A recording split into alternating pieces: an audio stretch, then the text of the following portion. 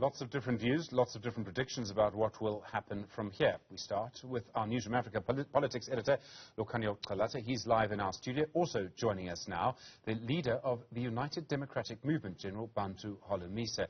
Good evening to you both. Lukhanyo, if I may start with you. A lot could happen. What do we know? What don't we know? All right. What we know is that the president is going to speak to us imminently.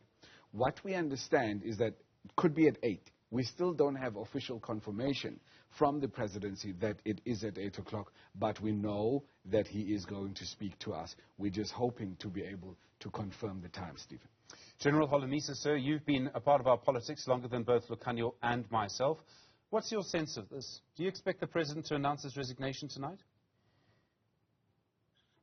I wouldn't say so. I think it's the right step he's taking to respond to the inquiry report. He deserves to address the nation and tell us whether he is endorsing the recommendation that the impeachment process be started as from the 6th of December, where the parties will be debating this report. So the sooner he comes out, the more he's going to at least bring some confidence to the country that he is endorsing this process and that he wants to make sure that the ANC members must also not oppose this because it's of national interest. Or alternatively, it might well be that he has taken a decision as an individual that in the interest of his family, the ANC, as well as the country, he should step down because balance of probabilities is sufficient enough for him to pack and go. So we don't know what is he going to say this evening. General, it's Lukhanyo Xalata here. Now, we understand, obviously, that you are a former member of the African National Congress yourself.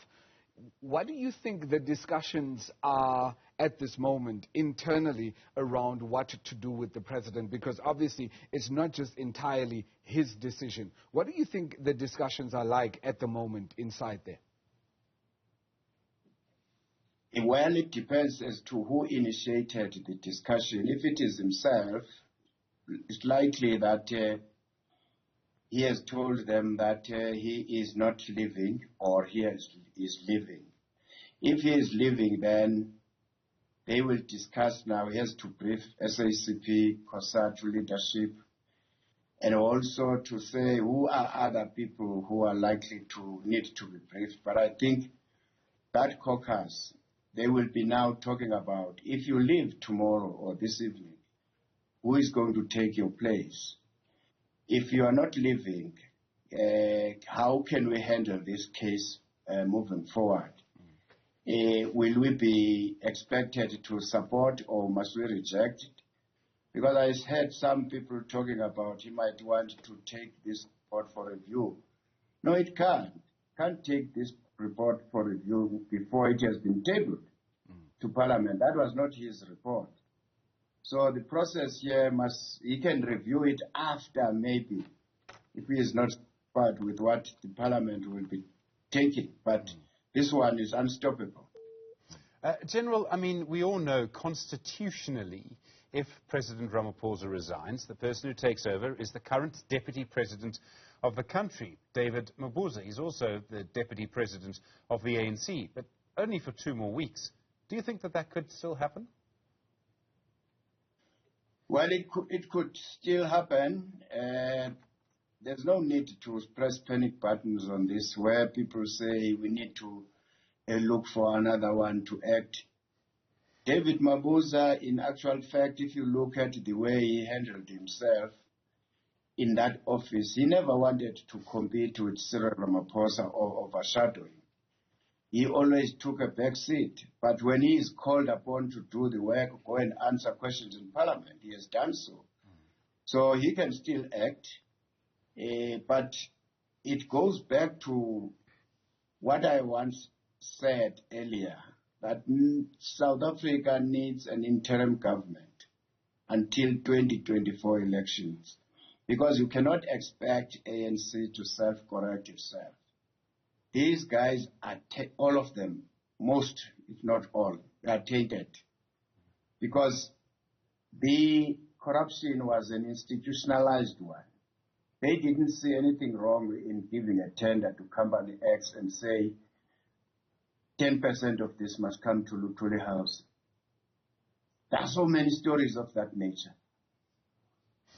Lukhanya Qalata, just if I can get a view from you in general, I've got plenty more questions from you, so I'm going to ask you to stay with us, please. But, I mean, the idea of David Mabuza coming in as sort of acting president, I don't know what would happen in terms of the ANC conference, but in a way that would be just the beginning. It would have to be a sort of temporary thing, right? I mean, as I understand the ANC at the moment, Mabuza doesn't have much of a constituency there. No, he doesn't. And also coming out of the 200 NEC nominations today, David Mabuza was quite low down the pecking order, you know, in terms of the numbers and the nominations. 115th, I think. The 115th out of 200. So, you know, that's quite low down.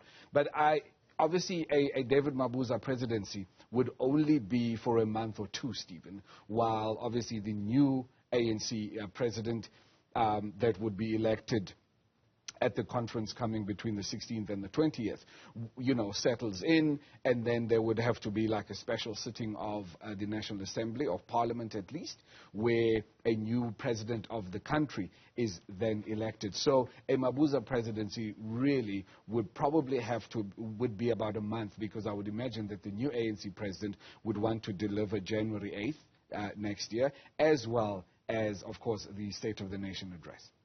General, you make the point, and you've been consistent on this, that we need a sort of interim government, early elections, and it seems to me unlikely that a governing party is ever going to agree to early elections, possibly not going to happen. So then, what's your forecast for, let's call it, the next 6 months?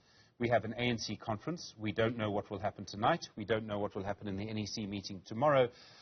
Frankly, I don't know if I know what's going to happen in the next hour. Things are moving so quickly. So my question to you really is, how should this be managed? Well, if the ANC, if Cyril really is going this evening, and then they will elect their own person, and who will take over maybe after 2 months as the president. But what I see, I sense that as from January next year, you will begin to see the political parties campaigning for 2024 elections. And in the process, there will be those who would want to converge under one roof and talk about the possibility of a pact pre-election coalition arrangement or post-election coalition arrangement. The key here, we still have a mammoth task. That's why I was talking about interim. The Zondo Commission is still needs to be implemented. And I don't think the current ruling party has got appetite for the implementation of that commission. It's the same thing like this, if, for instance, there were to be another president. We have to make sure that the issues which led to Cyril Ramaphosa's departure must be interrogated by Parliament and law enforcement agencies, so that tomorrow you don't have another rogue element sitting at union buildings. At some stage, as a country, the Parliament should have a committee to say, if you want to elect so-and-so, can we have a committee where at least a sort of a vetting is taking place? I mean, we can't be every 5 years there's another leader being changed on issues related to corrupt tendencies and so on. So we have to look into our laws or constitution for that matter. All right. General, it's Lukhanya again. You worked very closely, you know, with the current president during your time as a member of the African National Congress. Your sense of his character, particularly when he's under pressure, what do you think he's going to do at this moment? I know you're saying that, you know, he might go either way or the other, but based on your experience and your understanding of him, do you think that he is going to resign and say, this is me, I'm out? Well, I will refer you to early leakages when this thing came out, that he told some of the senior members that he might have to consider leaving the office, but he was stopped. I won't mention the names of those people. So it tells you that the person has got a conscience which tells him that this one is wrong, this one I overplayed it. And if you look at it, he kept quiet for a long time. The things which tended to boost his morale, the way I saw it, is when he was taking trips abroad. And then he began to regain his strength. But as a person, Cyril is not a bad person. He's a good man. And he believes in this over-consultation. That's where I differ much with him. He consults too much, to the extent of forgetting to take a decision himself. General Bantu Holomisa, sir, thank you very much indeed.